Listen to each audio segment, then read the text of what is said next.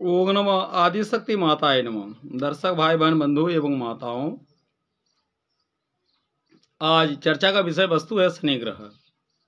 चूंकि शनि न्याय ग्रह है, न्याय देवता है, प्रत्येक जीवों को कुकर्म अधर्म जाने से रोकते हैं तथा मनुष्यों का जीवन में सही उद्देश्य की ओर ले जाते हैं। तो आज द्वादश भाव शनि भाव, शनि का फल होरा शास्त्र के अनुसार क्या है, इसके बारे में चर्चा का विषय वस्तु रहेंगे।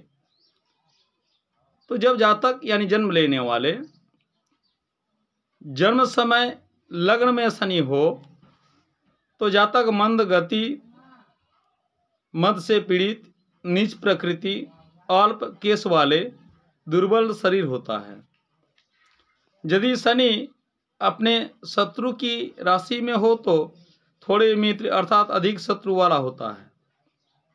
ये प्रथम भाव में यानी यदि लग्न में ही शनि हो तो ये फल प्राप्ति होती है।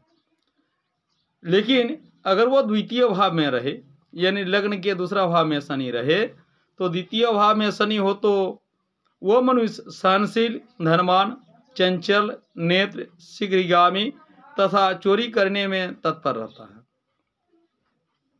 हम लोग जानते हैं कि जैसे जन्म लेते हैं, जन्म से ही हमारे कर्मों का लेखा जोखा सब लिखा हुआ है, सब लिख देते हैं, विधाता लिख देते हैं। कर्म के अनुसार यदि सत्कर्म हम करें, सदाचार की ओर चले तो उसके लिए गुरु की आवश्यकता है तथा जो लिखा हुआ रहता है उनको भी हम आंशिक रूप से आते हैं, लेकिन अच्छे कर्म में चल सकते हैं।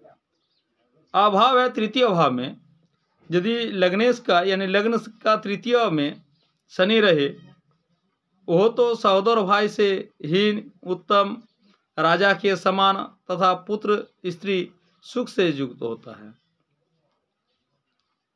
अब यदि लग्न के चतुर्थ में शनि हो तो बंधु, स्त्री, पुत्र तथा नौकरों से हीन एवं रोगी होता है। यदि शनि बकरी हो तो दूसरे ग्रह में जाकर दुखी होता है। अब चर्चा का विषय वस्तु है शनि यदि पंचम भाव में हो यानी लग्न के पंचम में यदि शनि हो तो शत्रु राशि का पंचम भाव हो तो पुत्र एवं धन से हीन तथा दुखी होता है। यदि उच्च या स्वगृह में अथवा मित्र राशि में हो तो उसका एक पुत्र होता है। अब यदि षष्ठ भाव में शनि रहे तो नीच या शत्रु का शनि षष्ठ भाव में हो तो उस मनुष्यों का कुल का वह नाम डुबाते हैं। भिन्न स्थानों में षष्ठ भाव में शनि हो तो शत्रुओं का नाश तथा उच्च का हो तो मनोरथ का पूर्ण होता है। सप्तम भाव में यदि रहे तो प्रथम स्त्री उनका बीमार रहते हैं या नहीं रहते हैं, यानी वह जीवित रह भी सकते हैं तो बीमार रहेंगे या तो पहला स्त्री नहीं रहेंगे, या रोगिणी रहती है, फिर दूसरी स्त्री भी रोगिणी या अंगहीना होती है, होने की संभावना रहते हैं, स्वयं धननाश अथवा रोग में पीड़ित रहता है। अष्टम भाव में यदि शनि रहे तो परदेश में जाकर दुखी होता है, चोरी के अपराध में नीच के द्वारा उन्हें लांछना सहना पड़ता है तथा वह नित्य रोगी रहने की संभावना रहती है। यदि नवम भाव में शनि हो तो दम करने वाला, धर्म और धन से हीन, पिता को धोखा देने वाला, मदमत, धनहीन, रोगी, पापिनी, अन्य पत्नी होने से निर्मल होता है। यदि दसम भाव में रहे तो शनि वो तो वो बहुत बड़ा धनवान, नौकरी से प्रेम करने वाले, परदेश जाकर राजा का आश्रित तथा शत्रुओं का भय नहीं रहता है।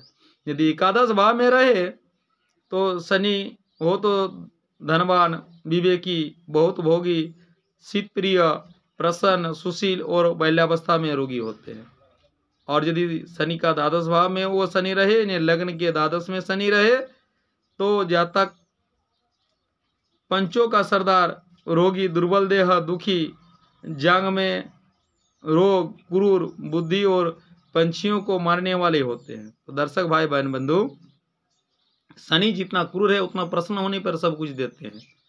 इसलिए शनि को प्रसन्न करने के लिए किसी ज्ञातव्य ब्राह्मण से अथवा किसी आचार्य ब्राह्मण से, ग्रहाचार्य हो तो अति उत्तम है, उनसे शनि ग्रह का जाप पूजन, हवन, विष्णु पूजन, शिव पूजन कराना अति आवश्यक है। यदि ऐसा करते हैं तो जो खराब दृष्टि है वो सुप्रसन्न होकर बहुत प्रसन्न हो सकते हैं। दर्शक भाई बहन बंधु एवं माताओं से विशेष आग्रह है, जो वीडियो देखते हैं अभी तक चैनल को सब्सक्राइब नहीं किए हैं, please subscribe my channel, like and share और अपना प्यार कमेंट में जरूर दीजिएगा। ओम आदि शक्ति माताएं नमः।